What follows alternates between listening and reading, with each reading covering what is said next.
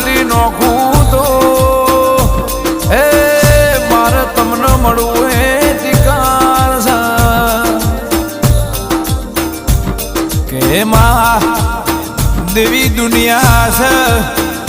માં મોનવી ના મન જેણા મોટા હોય આ આરસ કોણ નો લેપણ નો મઢ મંદિર નેનો મોટો